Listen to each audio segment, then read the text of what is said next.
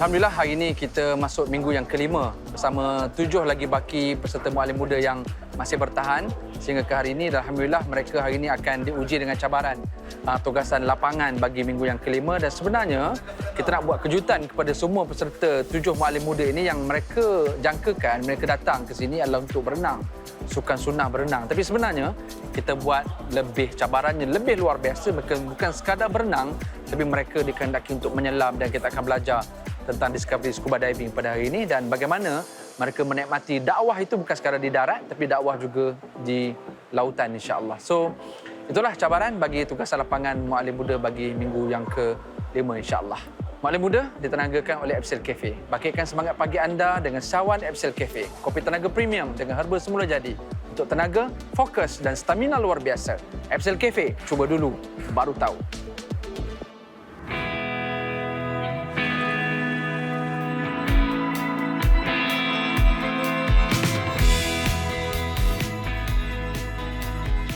Assalamualaikum semua.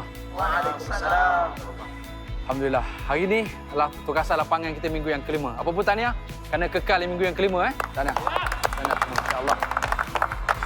Okey, so nampak semua macam nak bersantai-santai kan? Hari ini kita bukan nak bersantai. Dan kita bukan nak berpantai, kita bukan nak berenang. Kalau siapa yang menganggap hari ini kita datang untuk berenang, sukan sunnah adalah berenang, kita nak buat lebih hebat daripada itu lagi. Kita bukan sekadar berenang, tapi kita akan menyelam.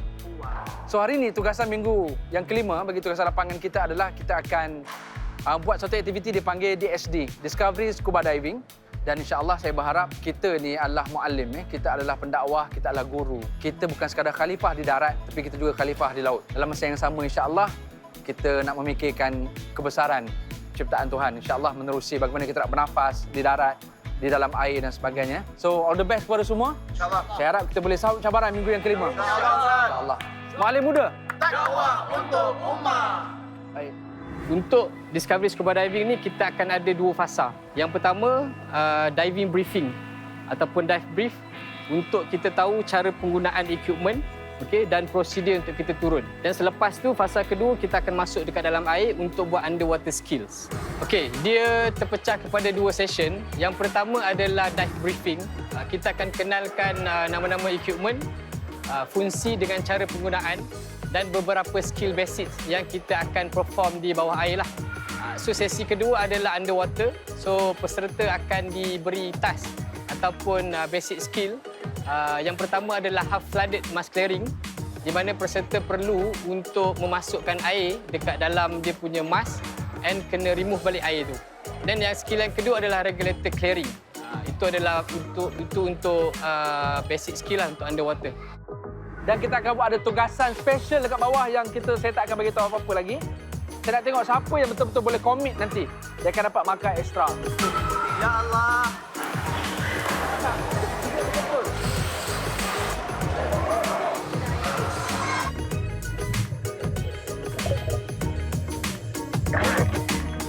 Dia suruh kita relax apa ke? Tak relax. Sukan diving saya cakap tu terang siapa sembang sebelum turun, sembangkan. Dah turun, baru tahu langit tinggi rendah. Sebab apa? Waktu tadi, Ustaz kata, suruh fokus, turun bawah. Bila panik saja sebab saya ni sinus. Bila air masuk hidung, berdengung. Lepas tu saya punya Google pula, bila berdengung kan, saya pergi congak sikit. Saya tak terfikir, bila congak sikit Google tu, air semua masuk dalam Google tu. Tak nampak apa dah. Instructor, dia tahulah, dia melatihkan men. Dia tahu saya punya oksigen tu dah tak terurus, dah tak boleh manage. Dia tekan saya punya pelampung, perum naik atas terus. Sebab apa? Saya panik memang saya tak boleh kawal.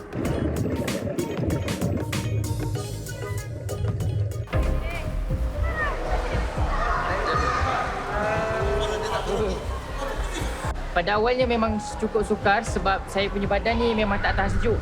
Setiap pagi kat hotel memang saya mandi air panas.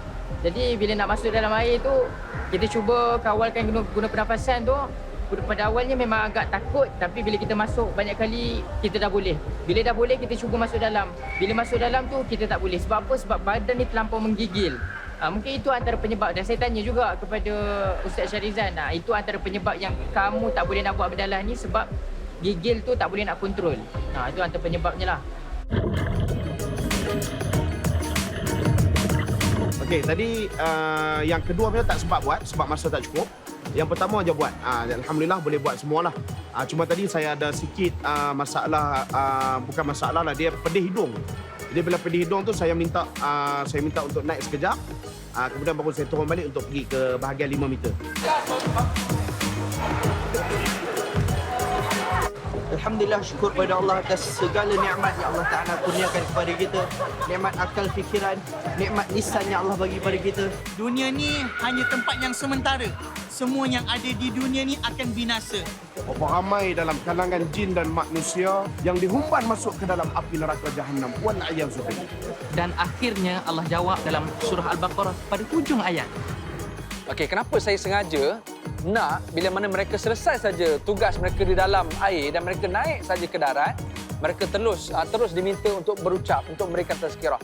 Satu adalah kita punya emosi, letih dalam air, naik terus kena buat lagi kerja lain. Dalam dakwah memang kadang-kadang kita terpaksa berhadapan dengan letih. Kita balik rumah, tiba-tiba ada orang ketuk pintu kita, ada urusan yang perlu kita selesaikan. Kita perlu hadapi perkara tersebut. Perkara ni sebenarnya memang kita sengaja buat. Ad hoc dalam dakwah memang sangat penting. Bagaimana pendakwah perlu sentiasa bersedia.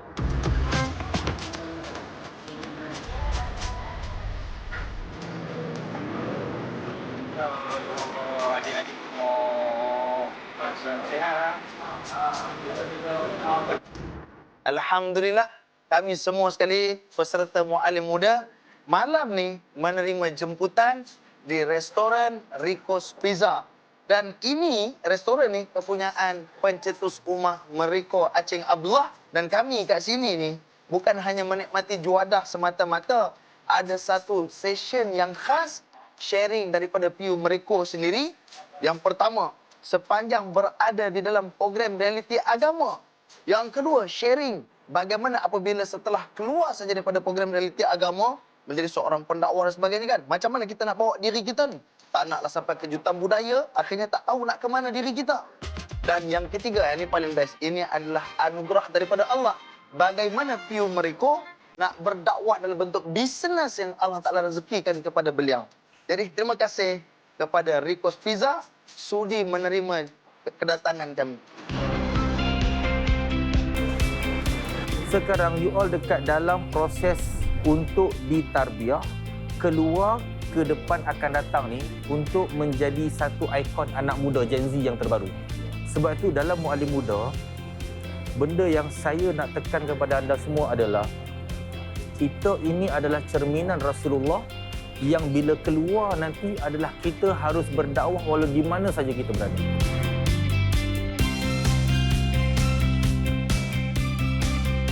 Itu. Dia punya daging dia cayaklah mulut. Bajar. Ya, baik. Wah.